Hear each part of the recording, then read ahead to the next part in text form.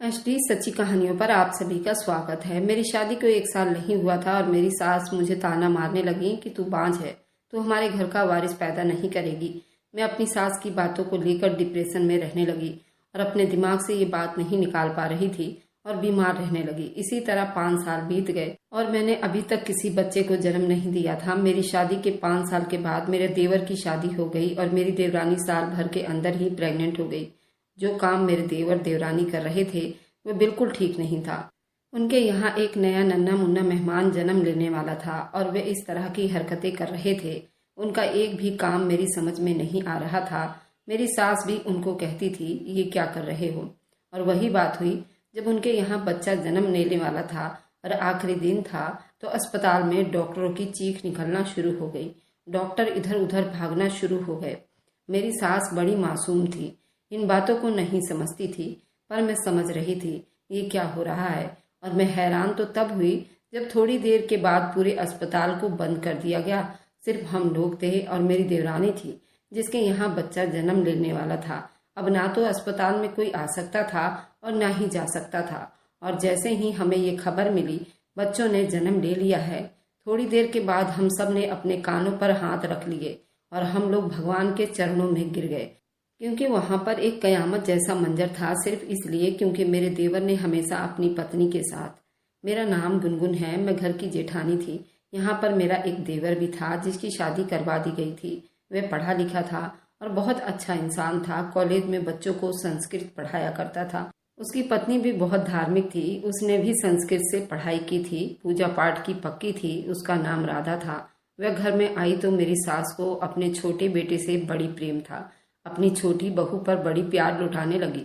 मेरे यहाँ अभी तक कोई औलाद नहीं थी, इसलिए उनको उससे कुछ ज्यादा ही उम्मीद थी। अब आई तो साल भर में ही खुशखबरी सुना देगी।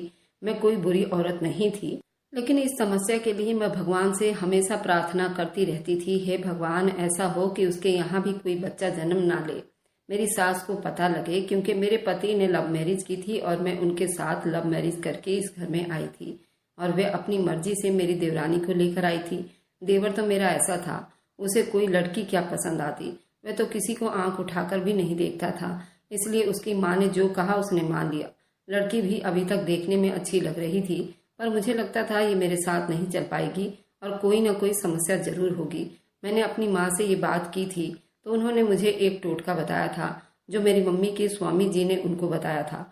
इसलिए नहीं था कि मैं किसी का बुरा चाहती थी, ये टोटका सिर्फ इसलिए था कि मेरे साथ कुछ बुरा ना हो। मैं रोज शाम को बैठ जाती टोटका का मंत्र पढ़ने के लिए, क्योंकि उसको पढ़ने में मेरे 2-3 घंटे लग जाते थे। अब मैं अपने पूजा घर में बैठकर इस मंत्र का जाप करती थी। मुझे कोई भी नहीं उठाता था और मेरी देवरानी को ही काम करना पड़ता था। एक दिन तो वो बेहोश होकर गिर पड़ी थी। पता चला कि माँ बनने वाली है। मेरे अभी पूरे मंत्र होने में बहुत वक्त था, क्योंकि अभी ये पूरा नहीं हुआ था। मेरी माँ ने कहा था जैसे ही ये पूरा होगा तुझे तेरे दिल की इच्छा पूरी हो जाएगी।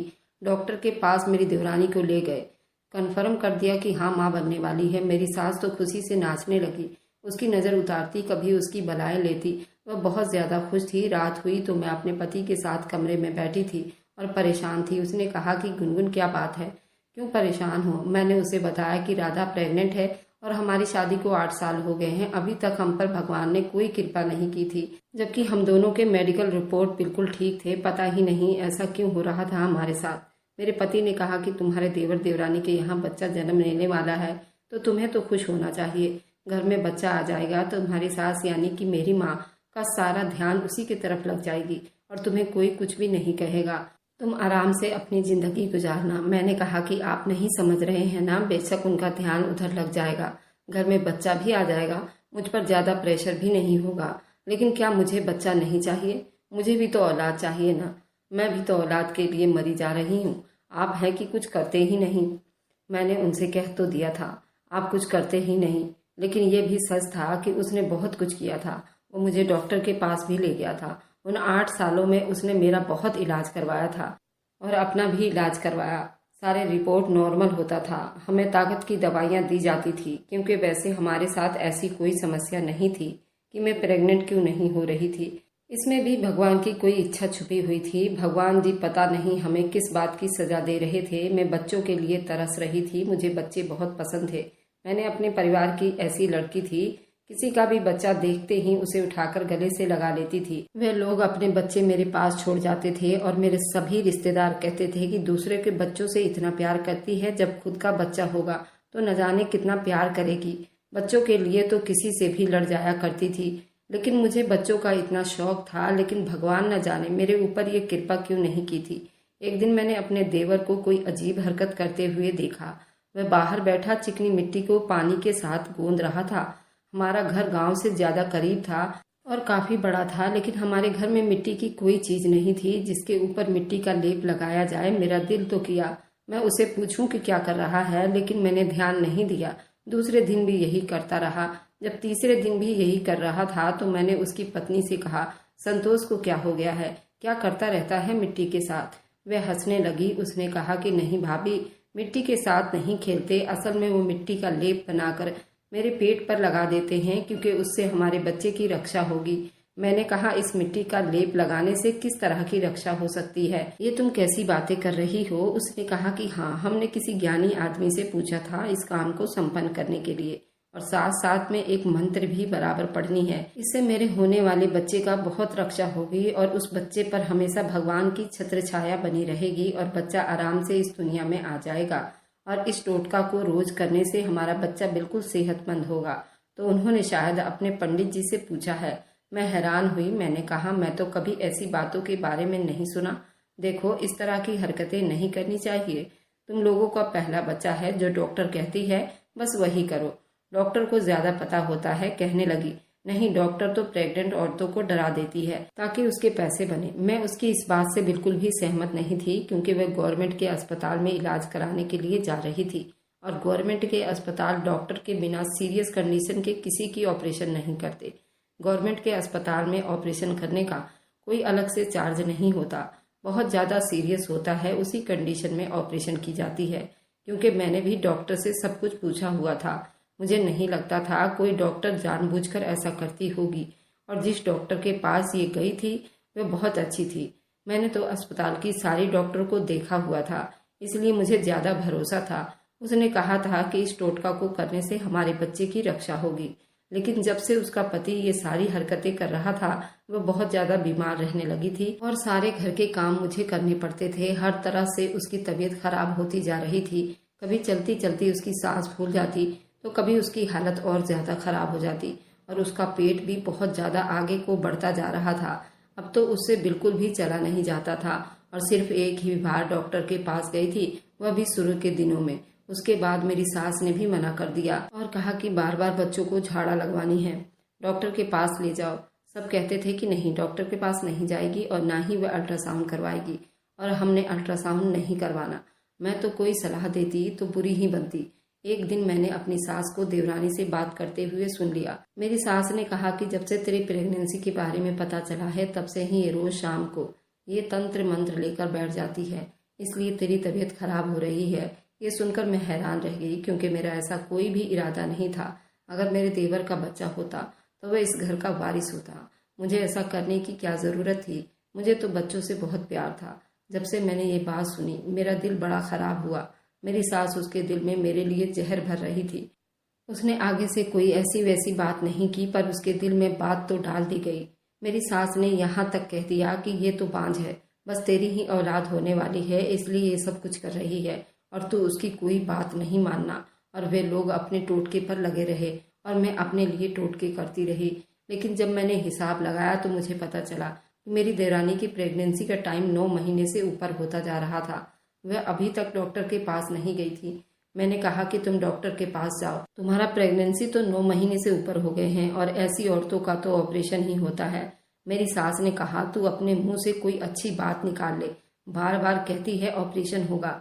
पता है, जिस औरत का ऑपरेशन हो जाए उसमें कुछ नहीं बचता। मैंने कहा कि मम्मी ऐसी कोई बात नहीं है। मेरी सास ने कहा कि अरे, वह भी तो जमाने थे जब हम लोगों ने बच्चे पैदा किए थे, तब तो ऑपरेशन नहीं होता था, फिर भी औरतें बच्चा पैदा करती थी। मैंने उन्हें कहा कि एक बात के हमेशा 2 पहलू होते हैं माँ जी, आप लोग सिर्फ एक ही रूप बताती हैं। तब औरतें बगैर ऑपरेशन के बच्चा पैदा करती थी, ये नहीं बताती कि तब 10 में से 4 औरतें मर भी जाती थीं। बच्चा पैदा करना तो उस वक्त एक ऐसी बात थी जिसमें पहले से ही लोगों को पता होता था कि औरत मर सकती है, क्योंकि उस वक्त ऑपरेशन का ऑप्शन नहीं होता था। मेरी देवरानी ने ये बात सुनी तो ऐसा लगा जैसे उसकी अकल के दरवाजे खुल गए हैं। मेरी सास चुप हो गई। उसने कहा कि हाँ तो क्या हो गया है, मैंने तो अपने आसपास किसी औरत को ऐसे मरते हुए नहीं देखा। फिर भी मेरी सास मेरी बात को सही दिशा की तरफ ले जाने को तैयार नहीं थी। उन्होंने बस अपनी कही बात को साबित करना था, जबकि वे लोग गलत थे। मैंने उसे बार बार कहा कि तुम अस्पताल चली जाओ, तुम्हें कुदरती दर्द नहीं हो रहा है, तुम्हारा ऑपरेशन ही होना है। लेकिन वे भी मेरी सास की मर्जी और इजाज़त के बगैर कैसे जा सकती थी। मुझे तो लगता है उसके 9 महीने से ऊपर 15 दिन बीत गए थे और वे अभी तक फिरती रहती थी और उसकी हालत ऐसी थी, उसको देखकर डर लगता था। ऐसा लगता था पता नहीं उसके साथ कब क्या समस्या हो जाए। एक दिन मेरी सास अपनी बहन के घर चली गई। उनकी बहन का घर दूर नहीं था। कह रही थी कि रात वहीं बिताकर आऊंगी और उसी दिन राधा की तबीयत खराब हो गई।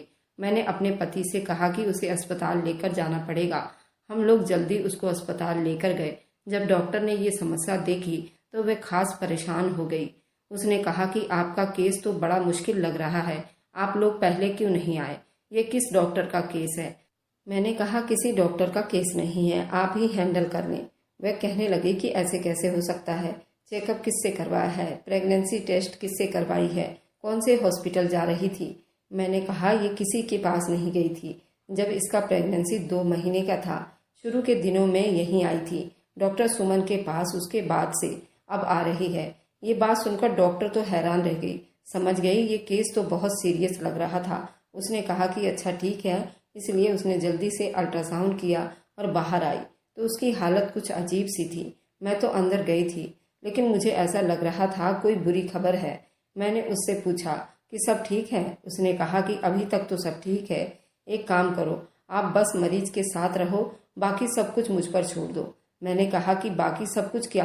तो कहने लगी आपको नहीं पता, बहुत बड़ा तमाशा बनने वाला है, बस आप लोग परेशान ना होना। जो भी हो रहा है आप लोगों की वजह से ही हो रहा है, इसलिए आप लोग परेशान ना होना और आराम से बैठ जाना। मुझे उसकी बात समझ नहीं आई, यहाँ पर क्या तमाशा लगने वाला था। थोड़ी देर के बाद अस्पताल सील करने की तैयारी होने लगी। मैंने अपने पति से कहा ये तो सब लोगों को यहाँ से भेज रही है, यानी कि बहुत सीरियस कंडीशन वाले लोगों को ही यहाँ पर रख रही है, जिसका यहाँ पर रहना बहुत जरूरी था। थोड़ी देर में ही शोर हो गया और हर तरफ खामोशी छा गई। अब यहाँ पर सिर्फ मरीज थे जिनको तन्हाई की जरूरत थी। मेरा देवर भी परेशान होने लगा, बार बार भगवान से मदद मांग रहा था और कह रहा था मैंने भगवान से दिन रात प्रार्थना की, भगवान के मंत्र और टोटके किए। अब तो मेरे पति को भी गुस्सा आ गया था। उसने कहा कि तुमने भगवान के तंत्र मंत्र पढ़े, बहुत अच्छा किया, लेकिन टोटकों से कुछ नहीं होता। ये क्या सारे डॉक्टर पागल हैं, पूरी दुनिया पागल है, मेडिकल साइंस कोई मजाक है, अब तुम चुप करके बैठ जाओ। मेरी देवरानी को अंदर ले जा रहे थे, अब भी वो कह रही थी कि मुझे ऑपरेशन नहीं करवाना, बार बार कह रही थी, मेरे खिलाफ बातें कर रही थी। मेरी सास भी वहां पर आ गई। पहले तो नर्स उसे अंदर नहीं आने दे रही थी, फिर हमने बताया ये भी हमारे साथ है, तो मेरा देवर उनको लेकर आया। मेरी सास के सामने मेरी देवरानी कहने लगी कि भाभी तो मेरा ऑपरेशन करवाना चाहती है, ये चाहती है कि मुझे कुछ हो जाए, देखो तो सही मुझे कहाँ ले आई हैं। और ये लोग भी मान गए हैं। मेरी देवरानी परेशान हो गई। मेरी सास ने मुझे बातें सुनाने शुरू कर दी कि तू चुड़ैल है, हमारे घर के लिए चुड़ैल बन गई है, तू हमारे घर के लिए डायन बन गई है, हमारा बुरा चाहती है। अरे डायन भी 7 घर छोड़कर वार करती है, और तू है कि अपने ही घर में ये सब कुछ करवा रही है।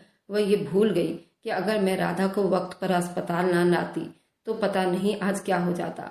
डॉक्टर सुमन ये सब कुछ देख रही थी और सुमन भी कह रही थी वह राधा की डॉक्टर थी। जब उसने ये सब कुछ सुन लिया तो मेरी सास को कहा कि आपको शर्म आनी चाहिए, आपकी बड़ी बहू आपकी छोटी बहू की मदद करने के लिए उसे यहाँ लेकर आई थी। आधी रात का वक्त है और आप हैं कि उसके खिलाफ बातें कर रही हैं। आपको पता है आपने अपनी छोटी बहू के साथ क्या किया है? ये तो अभी आपको कुछ देर के बाद पता चल जाएगा। ये तो आज आपको बहुत बड़ी खुशखबरी मिलेगी या फिर अपनी जिंदगी की सबसे बड़ी बुरी खबर मिलेगी। उसके बाद आप अपने आप को भी कभी माफ नहीं कर पाओगी। मेरी सास ने कहा डॉक्टर साहब आप कैसी बातें कर रही हैं, क्या बात है मुझे बताइए तो सही। डॉक्टर को भी गुस्सा आ गया क्योंकि उसको पता था कि कौन ठीक कह रहा है कौन गलत कह रहा है, पता चल जाएगा। आपको बस चुप करके बैठ जाओ। वह राधा को अंदर ले गए। अब वह भी कुछ न बोली, लेकिन हम सब परेशान हो गए। वैसे इस तरह के ऑपरेशन में आधा घंटा या 1 घंटा लगता है, लेकिन बैठे बैठे 2 घंटे बीत गए थे और अभी तक बाहर कोई डॉक्टर तो क्या, कोई नर्स भी नहीं आई थी। अजीब बात था, अजीब शोर था।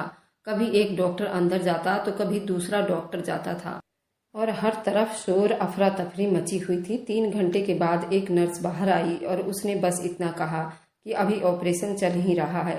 हम ये सुनकर हैरान रह गए कि 3.5 घंटे से ऑपरेशन चल रहा है, जबकि ये ऑपरेशन तो ज़्यादा से ज़्यादा आधे घंटे का होता है। इसका मतलब कि कुछ गड़बड़ जरूर था। बच्चों की आवाज़ भी तो नहीं आ रही थी। बच्चे तो रोते हैं, आवाज़ जरूर आती है। थोड़ी देर के बाद बच्चों की आवाज़ तो ना आई, लेकिन डॉक्टर के चिल्लाने की आवाज़ आई।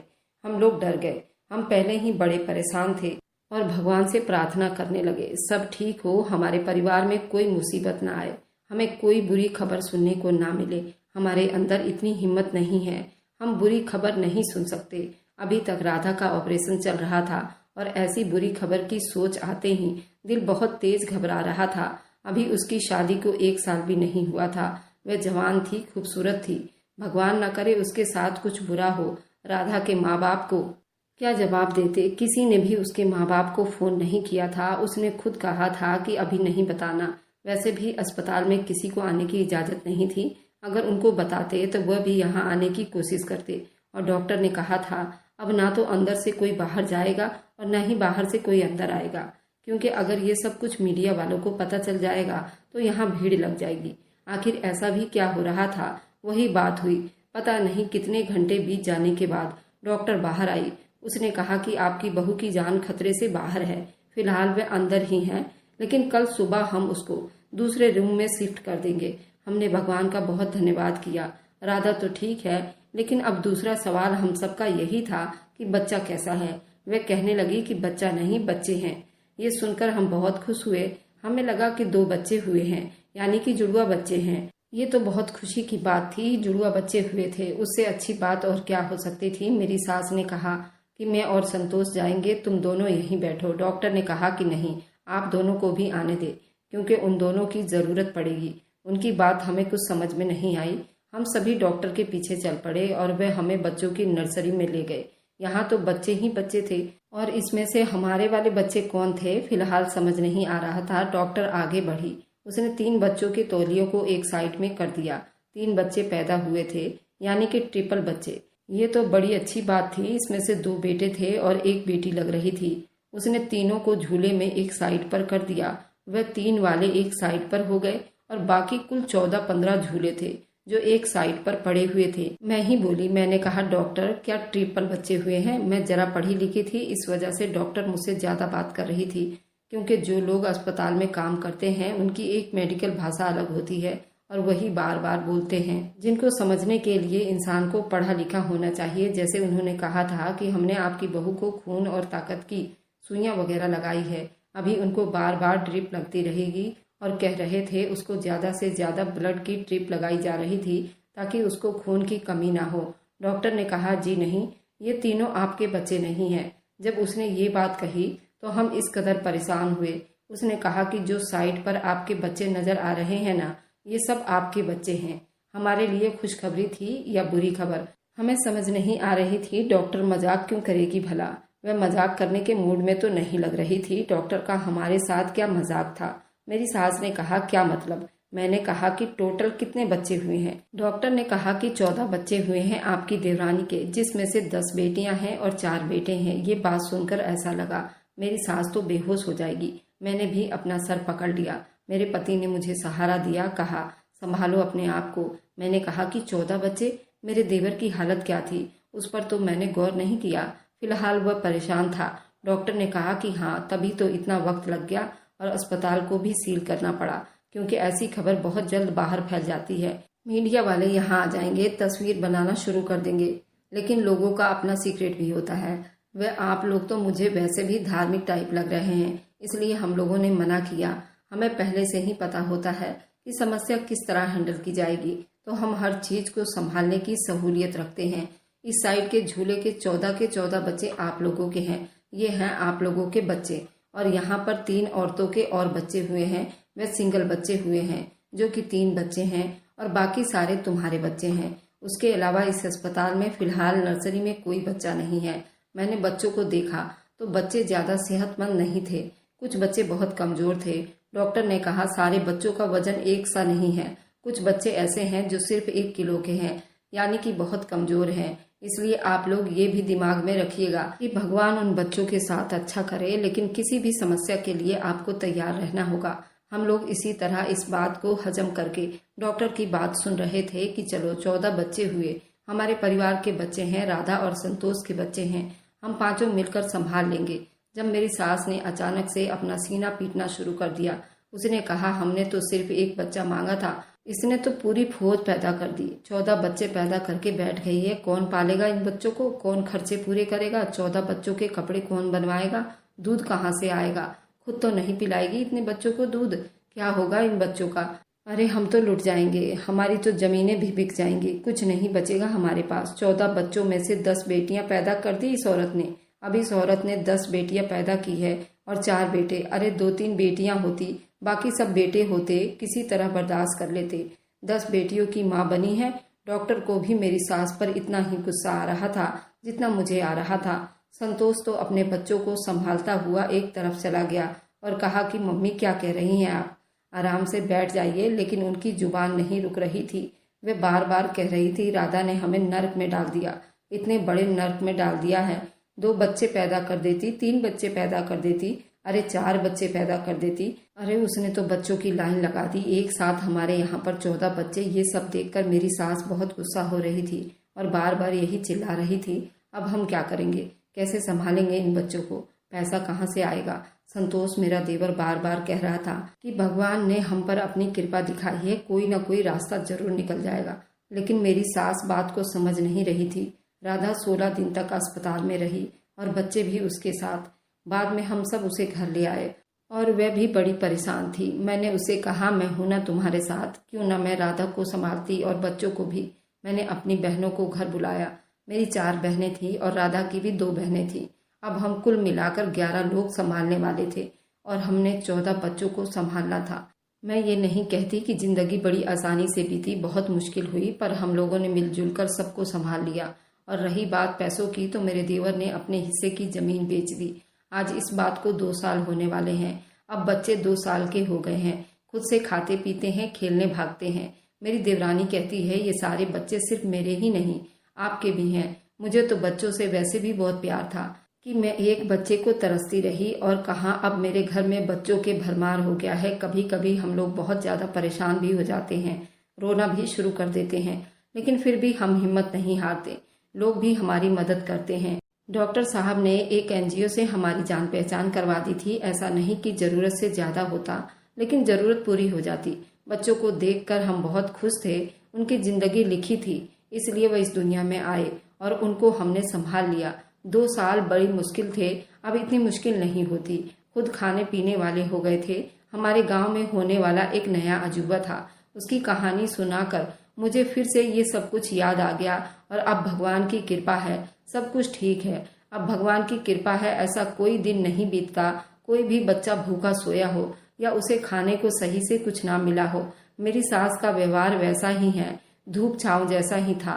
कभी कभी ठीक हो जाती थी, कभी कभी बातें करने लगती, लेकिन अब हमें उनकी बातें सुनने की आदत हो गई थी। अगर आपको आज की कहानी पसंद आई है तो वीडियो को जरूर लाइक कीजिएगा और अपने दोस्तों के साथ शेयर भी कीजिएगा। और हाँ, अगर आपने अभी तक हमारे चैनल को सब्सक्राइब नहीं किया है तो जरूर सब्सक्राइब कर लीजिए। मिलते हैं हम अपनी कल की एक नई दिलचस्प कहानी के साथ। मुझ पर सदा अपना प्यार और स्नेह बनाए रखें। सभी को मेरा प्यार भरा नमस्कार दोस्तों।